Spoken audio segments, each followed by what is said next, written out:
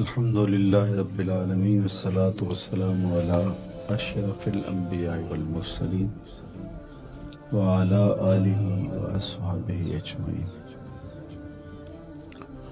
قال الله تعالى وتبارك في القرآن المجيد والفرقان الحميد. بسم الله الرحمن الرحيم. لا أقسم بهذا البلد وأنت حل بهذا البلد ووالد وما ولد لقد خلقنا الإنسان في كبد. صدق الله مولانا العظيم وصدق رسوله النبي الكريم الرؤوف الرحيم. اللهم نور قلوبنا بالقرآن وزين أخلاقنا بالقرآن وأدخلنا الجنة بالقرآن ونجنا من النار بالقرآن. قال الله تعالى وتبارك في شان حبيبه مخبرا وآمرا إن الله وملائكته يصلون على النبي يا أيها الذين آمنوا صلوا عليه وسلموا تسليما.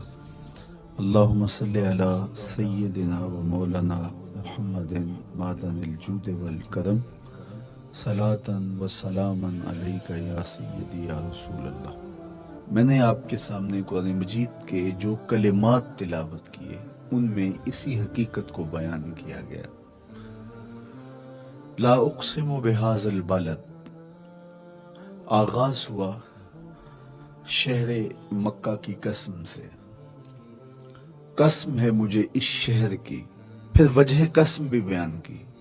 وَأَنْتَ حِلٌّ بِهَذَا الْبَلَدِ، مجھے اس شہر کی قسم اس لیے کہ محبوب اس شہر میں تو جو بستا ہے، تیرا بسیرا ہے اس شہر میں، اس شہر کی گلیوں نے تیرے قدم چومے ہیں اور تیرے انفاس کی مہک اس کی فضاؤں میں بسی ہے، اس لیے مجھے قسم کہ یہاں تم رہتے ہو.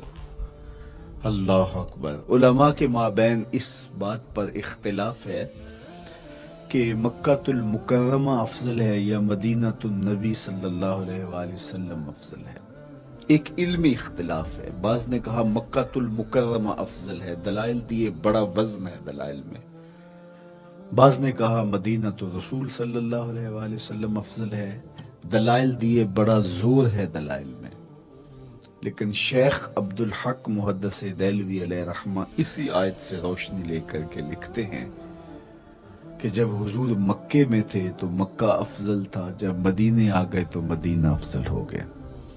جدھر جدھر سے وہ گزرتے گئے مجد و شرف بھی پیچھے پیچھے رہا. چند لمحوں کے لیے ٹھہرے تھے تم جس پیڑ کے نیچے. نشور وحدی کا لہجہ دیکھیے کتنا دل آویز ہے. چند لمحوں کے لیے ٹھہرے تھے تم جس پیڑ کے نیچے، سنا ہے آج تک اس پیڑ کا سایہ مہکتا ہے. تو مکے میں ہیں تو مکہ افضل، مدینے میں ہیں تو مدینہ افضل. تو شرف ان کے وجود مسعود سے ہے. وہ جدھر جدھر سے گزرتے جائیں گے وہاں وہاں ہی نور پھیلتا چلا جائے گا. اور پیر نصیر الدین علیہ رحمہ کا لہجہ یہاں کتنا خوبصورت دکھائی دیتا ہے. ایک بار وہ جدھر سے گزرے ہیں نصیر، ایک بار وہ جدھر سے گزرے ہیں نصیر، بار بار ادھر سے بہار گزری ہے. تو کہا کہ قسم ہے مجھے اس شہر کی، یعنی شہر مکہ کی. کیوں اس شہر کی قسم؟ وَأَنْتَ حِلٌّ بِهَذَا الْبَلَدِ، کہ محبوب اس شہر میں تمہارا قیام ہے، اس شہر میں تمہاری رہائش ہے، تمہارے انفاس کی مہک ہے اس شہر کی فضاؤں میں، اور تمہارے قدموں کو چھوا ہے اس شہر کی گلیوں نے، اس لیے قسم کہ یہاں آپ رہتے ہو. وَوَالِدٍ وَمَا وَلَدٍ، اور قسم ہے باپ کی، اور قسم ہے جو اس کی اولاد ہے. والد سے مراد کیا ہے اور ما ولد سے مراد کیا ہے؟ تو اس کے بارے میں ایک قول یہ ہے کہ والد سے مراد حضرت ابراہیم علیہ السلام ہے، اور ما ولد سے مراد حضور علیہ السلام جو ان کے فرزند ہیں. ایک قول کے والد سے مراد حضرت آدم علیہ السلام ہیں، اور ما والد سے مراد ان کی ساری ذریت اور نسل ہے. तीसरा कौल कि वालिद से मुराद हुजूर अलैहिस्सलाम है और माँ वलद से मुराद हुजूर अलैहिस्सलाम की सारी उम्मत, हुजूर अलैहिस्सलाम की सारी आल इतरत, हुजूर के असहाब।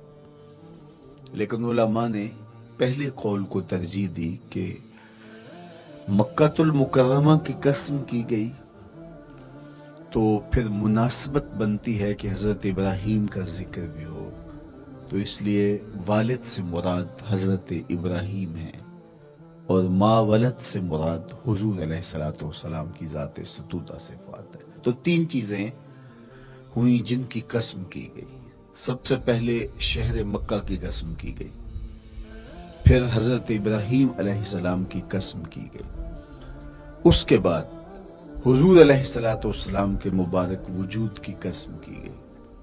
तीन कसमें करके कहा क्या गया, चूंकि जो खाली ज़हन शख्स हो, जब उसको कोई बात बयान की जाए तो कसम से आगाज नहीं किया जाता। मुतरद्दिदुल ज़हन को कोई बात करनी हो तो कसम से आगाज किया जाता है, या फिर आप जिस मजमून को बयान करने जा रहे हैं वो इतना अहम है कि उसकी अहमियत को उजागर करने के लिए आपको कसम करना पड़ती है। तो ये जो माँ बाप का मजमून है जिसको मेरे रब ने बयान किया, उससे कबल एक नहीं, दो नहीं, तीन कसमें की। तो फिर कान तो खड़े हो गए, समाअतें तो बिछ गई कि वो कौन सी शय है जिसको बयान करना मकसूद है और उससे कबल कसम पे कसम की जा रही है। कसम महबूब शहर मक्का की, कसम महबूब तेरे वालिद बुजुर्गवार हजरत इब्राहीम अलैहिस्सलाम की।